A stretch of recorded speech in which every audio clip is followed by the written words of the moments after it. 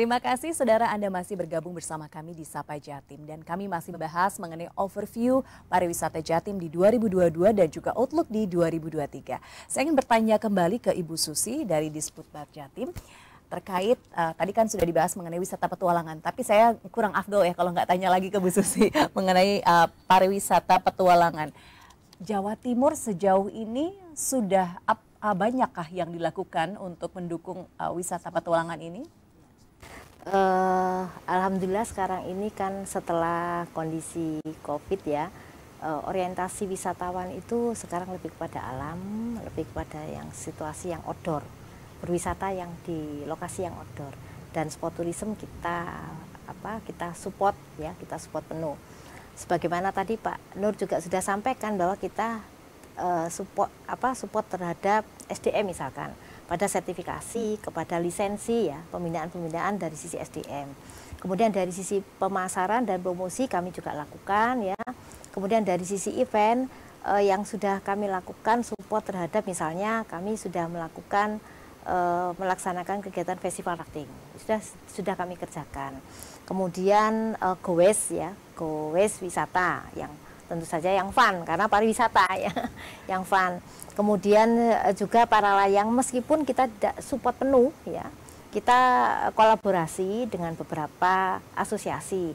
Kalau misalnya para layang misalkan dengan pengurus Provinsi Jawa Timur para layang, apa yang kita bagi-bagi pekerjaan, bagi-bagi tugas, apa yang disupport oleh Dinas Pariwisata ngaten gitu. Jadi kemudian apa yang dilakukan oleh teman-teman. Jadi sudah kita lakukan beberapa Mbak Virgi kegiatan-kegiatan sport tourism. Jadi kita tidak melakukan secara langsung, tapi kita mendukung dari beberapa sisi. Berarti berkolaborasi dengan para pelaku pariwisata begitu dan asosiasi-asosiasi maupun komunitas-komunitas ya Bu ya? Ya, betul. Baik, nah berbicara mengenai Jawa Timur, ternyata Gubernur Jawa Timur itu punya program Dewi Cemara, Desa Wisata Cerdas, Mandiri, dan Sejahtera. Selama 3 tahun ini, bagaimana implementasinya Ibu? Dari Nawa Bakti Satya Ibu Gubernur, Nawa itu 9 Bakti Satya pada Jatim Harmoni, itu disebutkan menjaga harmoni sosial dan alam untuk menjaga kelestarian lingkungan dan kebudayaan. Di sini dimaksudkan oleh beliau adalah pariwisata yang partisipatoris. Kemudian beliau punya program unggulan yakni Desa Wisata Cerdas Mandiri Sejahtera. Kita dorong teman-teman di Jawa Timur, sekarang data kami sudah ada 596 desa wisata.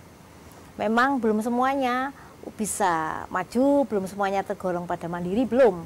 Masih banyak, masih pada rintisan dan perkembangan. Itu kita dorong terus bagaimana supaya teman-teman di desa wisata pengelolaannya secara baik, produknya secara baik, pemasarannya secara baik ya. Kemudian kegiatan-kegiatan sudah kami lakukan berkolaborasi dengan berbagai pihak, dengan akademisi, dengan asosiasi, dengan dinas pariwisata maupun OPD terkait. Kita lakukan pendampingan, kembali lagi kita lakukan pendampingan, kita lakukan penguatan desa wisata. Jadi insya Allah sudah kita lakukan perintah amanah dari Ibu Gubernur terkait dengan desa wisata cerdas mandiri sejahtera. Oke, baik. Ya, Dewi Cemara. Dewi Cemara ya, unik namanya.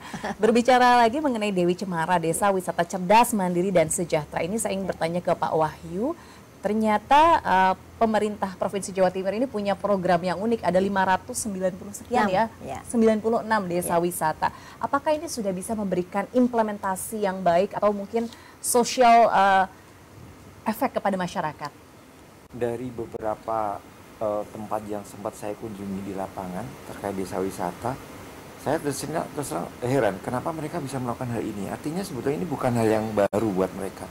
Program ini dicanangkan saya yakin karena sebenarnya embrionya sudah ada sejak lama, tinggal penguatan tadi.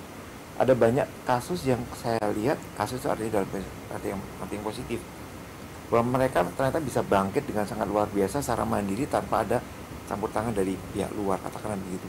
Saya juga heran kenapa bisa begitu. Nah, kalau kita tentang dampaknya, saya sangat yakin akan besar dampaknya ke depan nanti. Cuman PR-nya adalah biasanya mereka latah ketika akan buat desa wisata itu meniru tempat yang lain begitu, dan itu menurut saya justru akan menjadi kompetitor. Padahal sekali lagi kalau kita mau ngomong tentang desa wisata harusnya kita kolaborasi, yang ada di kita seharusnya tidak ada di sana dan sebagainya. Maka ujungnya adalah diferensiasi, kita mesti menguatkan ke desa wisata adalah Anda harus punya uniqueness yang beda dengan tempat lain supaya Anda juga dilihat oleh orang lain. Kalau Anda sama dengan yang lainnya, mungkin Anda akan kalah karena di sana mungkin lebih spesial dengan dalam arti kata destinasi wisatanya sama, tapi di sana mungkin lebih spesial begitu. Baik, untuk dampak ekonomi sejauh ini bagaimana program Dewi Cemara ini? Kalau untuk menghitung saya tidak tentunya ya, tapi saya sangat yakin bahwa itu positif sekali gitu. Sebagai contoh, ketika saya mengunjungi sebuah desa wisata di Kabupaten Banyuwangi, saya incognito gitu ya, diam-diam nanya kepada orang yang jual di sana segala macam. Mereka merasakan betul murah sekali sewanya, tapi income-nya menjadi tinggi karena yang datang itu luar biasa. Dari situ saya bisa mengamati bahwa ternyata dampak dari program desa wisata ini luar biasa gitu. Dan saya melihat sendiri kunjungan wisatanya luar biasa. Tidak hanya orang lokal, tapi orang dari luar provinsi juga datang ke tempat yang notabene tempatnya sangat terpencil begitu.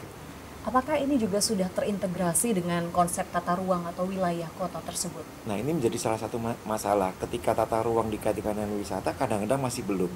Sebagian besar mungkin sudah, tapi kita perlu cek lagi. Misalnya begini, ada sebuah desa wisata yang dikembangkan pada sebuah tempat yang mempunyai kelerengan cukup tinggi. Kita perlu cek apa di sana termasuk daerah yang rawan bencana atau tidak. Itu yang menurut saya ke depan perlu dicek lagi. Ada lagi destinasi wisata yang berada pada sebuah tempat, tapi tidak diperhitungkan impact-nya ketika wisatawan datang. Akibatnya apa? Parkir tidak tersedia, jalan jadi macet segala macam. Oleh karena itu ke depan yang namanya destinasi wisata mesti dilihat lagi dalam konteks master plan sebuah wilayah apapun di levelnya kabupaten, kota dan sebagainya, bahwa dia tidak harus menjadi masalah di kemudian hari begitu kan. Baik, kami masih akan kembali dengan overview pariwisata Jatim 2022 dan juga outlook 2023 setelah jeda berikut. Tetaplah bersama kami di Sapa Jatim.